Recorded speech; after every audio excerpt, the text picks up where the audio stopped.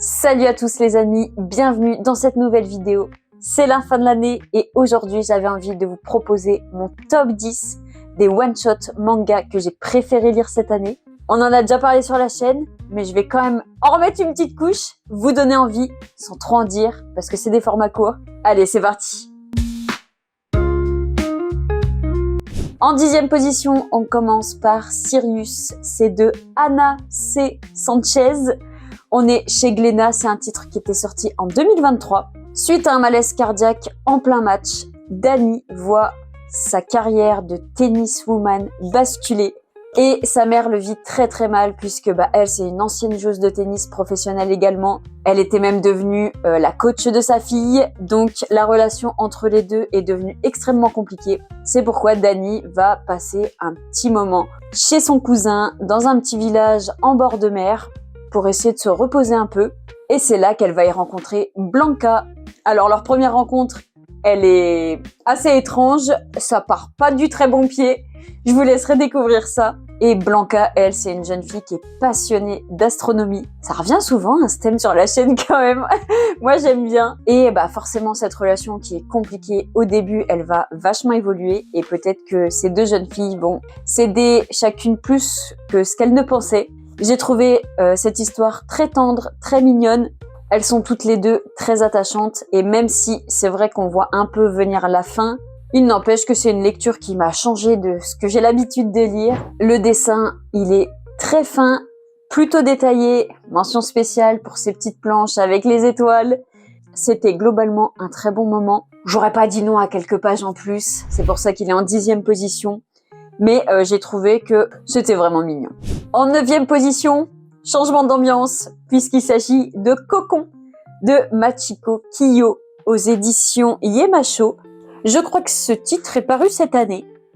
J'étais pas trop en retard, ça avait fait un peu de bruit. On y suit un escadron de jeunes écolières qui vont être enrôlées pour être infirmières auprès de leurs soldats, puisque ça se passe pendant la Seconde Guerre mondiale.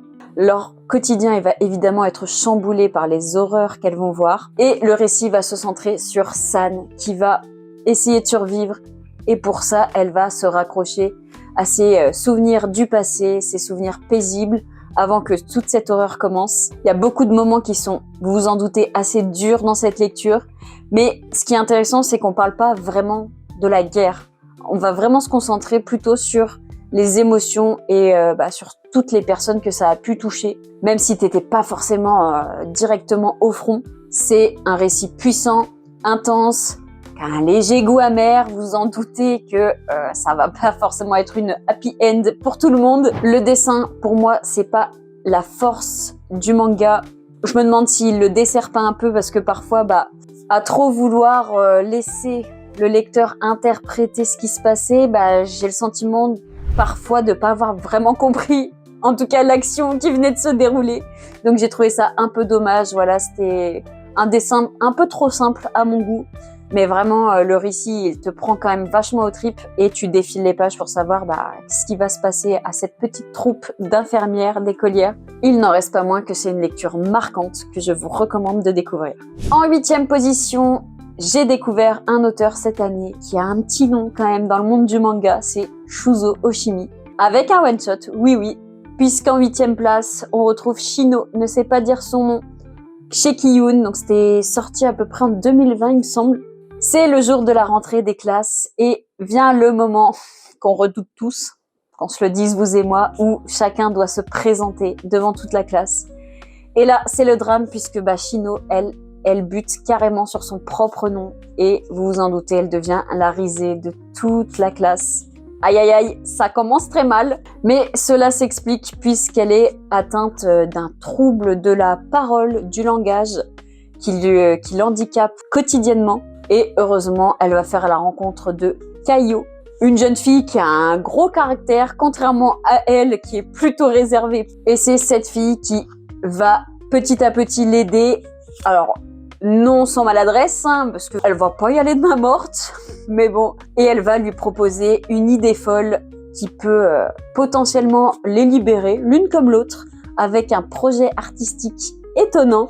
Et j'ai trouvé que c'était très très cool de mettre un peu de lumière sur ce genre de troubles. Ça parle évidemment d'acceptation de soi. Et c'est vrai que dans le dessin, j'avais remarqué que dans les visages, dans les yeux, il y avait beaucoup d'émotions qui étaient transmises. C'était super agréable. C'est touchant, ça vous sensibilise donc sur ce genre de handicap, sur les dangers du harcèlement également, avec une très belle morale à la fin, une jolie amitié qui se développe. Donc j'ai trouvé ce one-shot globalement très bien réalisé. On revient dans du dramatique avec L'Oiseau Bleu de Takashi Murakami. On est chez Kiun, format latitude, très très agréable pour profiter des dessins. Ici, on y suit Yuki, une femme qui a tout pour être heureuse, en tout cas qui est comblée par sa famille, un mari aimant, un jeune garçon de 5 ans adorable. Malheureusement, tout bascule le jour où ils ont un accident de voiture. Le petit Chou, lui, malheureusement, ne survit pas et le mari est plongé dans le coma. Comment vous dire que la vie de notre maman tourne complètement au cauchemar. Donc, comment reconstruire sa vie après une perte aussi brusque et aussi injuste? Comment faire pour garder espoir que son mari revienne auprès d'elle? C'est toutes ces questions qu'elle va se poser. Évidemment, ça va être très dur. J'imagine même pas pour ceux qui ont des enfants, mais j'ai trouvé très intéressant de voir cette femme déployer cette force surhumaine pour continuer à survivre. Le dessin, il est particulier, c'est propre à l'auteur. Moi, en vrai, j'aime bien. Je pense que en soi, ça passe ou ça casse. Le format, il était super agréable. J'ai trouvé que c'était une lecture marquante, évidemment, mais sans trop en faire pour nous émouvoir pour autant. Et puis, finalement, c'est quand même un livre qui essaye de redonner de l'espoir. Donc, si vous voulez découvrir l'auteur, moi, en tout cas, pour l'instant, de tous ceux que j'ai lus, c'est celui-ci mon préféré. Mais accrochez-vous parce que ça va pas être une partie de plaisir. Je vous propose de changer un peu d'environnement, et puis peut-être de parler enfin dans ce top 10 d'un auteur que j'aime particulièrement, avec Skyhook qui se place en 6e position de Jiro Taniguchi. Donc c'est chez Saka Casterman. C'est un titre qui date un peu, parce que je crois qu'il est sorti en 2009-2010. On y suit 2 samouraïs qui se sont exilés, qui sont partis du Japon pour s'installer aux États-Unis et qui survivent un peu grâce à la chasse. Un jour, l'un des deux va sauver une indienne qui est en très mauvaise posture.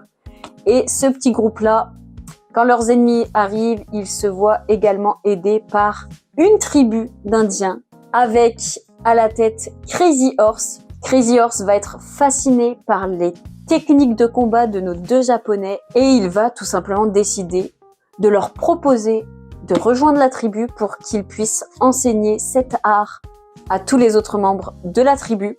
J'ai adoré le mélange culturel entre les valeurs d'un art martial japonais, le mode de vie complètement différent avec ces Indiens et ce petit côté western revisité. Mais les problèmes arrivent très vite dans cette histoire puisque nos héros vont se battre aux côtés des Indiens face aux hommes qui viennent à la conquête de l'Ouest et qui vont vouloir s'approprier des terres sacrées. Et là, s'ensuit de la bagarre, des batailles. D'ailleurs, c'était très cool de voir Jiro Taniguchi orchestrer un peu tous ces combats. Son dessin, pour la 18 millième fois, il est toujours aussi beau. En plus, là, vous avez vraiment droit à des sacrés paysages naturels, à de la faune, de la flore, des animaux, en veux-tu, en voilà, c'est très cool. Et de très beaux combats dynamiques. Je peux vous dire que ça change un peu de L'Homme qui marche. Là, il s'en passe des petites choses quand même, il y a de l'action. En tout cas, moi j'ai adoré sortir de ma zone de confort avec ce récit et cet environnement qui change énormément. Et je vous le recommande, que vous soyez déjà friand des œuvres de Jiro Taniguchi ou pas. Et si vous aimez le western, cette ambiance indien, combat, conquête de l'Ouest, franchement, c'était très cool. Vous reprendriez bien un petit peu de Taniguchi puisque j'ai mis un 2e titre de cet auteur dans mon top. En 5e position, on a Elle s'appelait Tomoji dans ce grand format style BD. C'est un titre de chez Rue de Sèvres qui date de 2015, qui a eu droit, je crois, à une réédition récemment.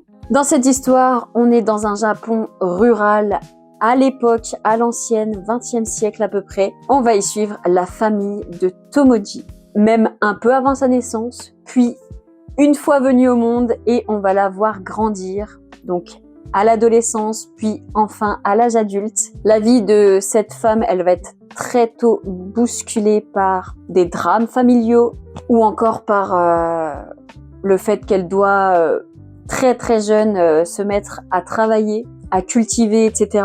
Puis, une fois devenue grande, nous la verrons découvrir le bonheur et l'éveil à l'amour auprès du séduisant Ito. J'ai trouvé ça très très chouette de voir, en tout cas c'est la première fois que je lisais un titre de Taniguchi où il parle d'amour et c'était encore une fois très très bien fait, très doux. J'ai adoré voir cette fille grandir, j'ai adoré la voir réaliser certains rêves, que ce soit pour elle ou pour d'autres proches partis un peu trop tôt. Petit bonus, à la fin, vous avez des petites pages d'histoire, puisque c'est inspiré d'une femme qui a réellement existé et qui, je crois, a créé ensuite un sanctuaire très apprécié. Niveau dessin, c'est splendide.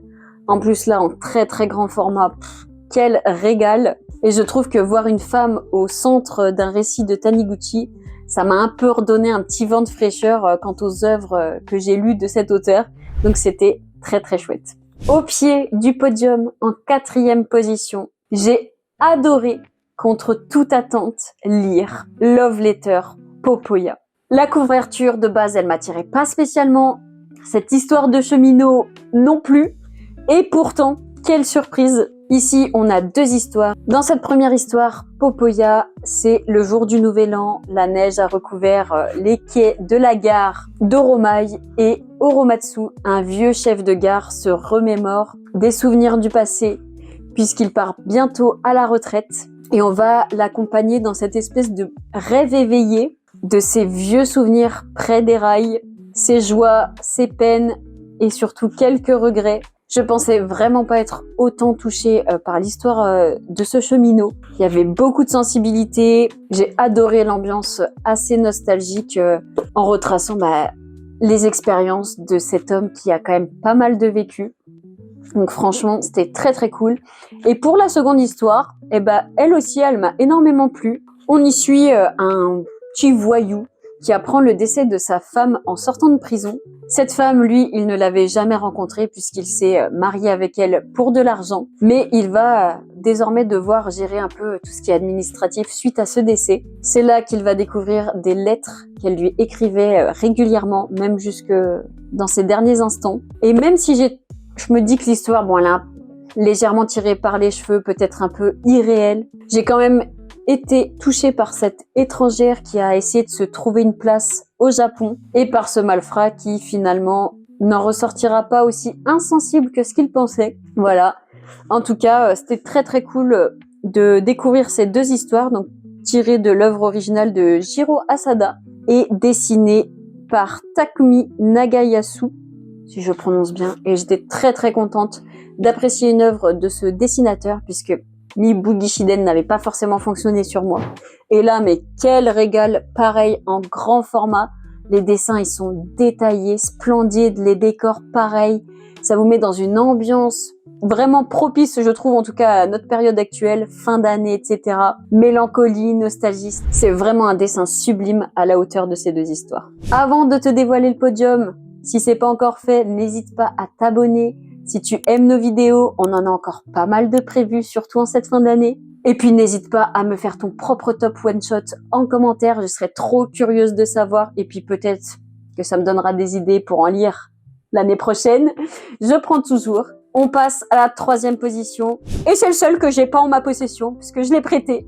Et il s'agit de Clown Docteur. La couverture, je pense qu'on saisit pas exactement ce qui nous attend, mais à l'intérieur de ce livre, c'était vraiment très touchant. Il s'agit d'une œuvre originale de Feng Shi, dessinée et adaptée par Cory. C'est chez Nazca Éditions et c'était sorti en 2023. Xiao Han, c'est une étudiante de 17 ans qui malheureusement va perdre sa petite sœur dans un hôpital et n'ayant pas pu lui faire ses adieux, elle est remplie de remords. C'est vrai qu'en fait, à chaque fois, la plupart du temps, c'est des sacrées ambiances.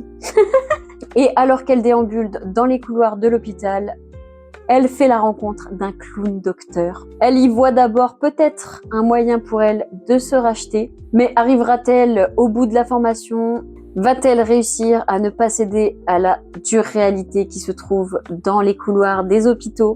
J'ai trouvé ça vraiment génial de mettre en lumière un métier aussi peu connu et pourtant si essentiel pour redonner le sourire aux enfants malades ainsi qu'à leurs familles. Il y avait un peu d'humour, on a d'autres personnages qui sont très très chouettes. J'ai trouvé ça juste, j'ai trouvé ça très émouvant et très très bien réalisé, donc je vous conseille à 1000% de découvrir ce titre. On passe à la deuxième position et en fait, vous allez voir que mon top 3, bon, c'est pas trop la fête à l'hôpital, hein, quoi, vous allez comprendre. Puisqu'en deuxième position, j'ai énormément aimé Mon cancer couillon de Kazuyoshi Takeda et on est chez Pika Graphics. Cette phrase qu'on se dit tous, le « oh, ça n'arrive qu'aux autres, t'inquiète ». C'est ce que se disait également Kazu, auteur de manga avant que son médecin ne lui diagnostique un cancer du testicule. Pas cool.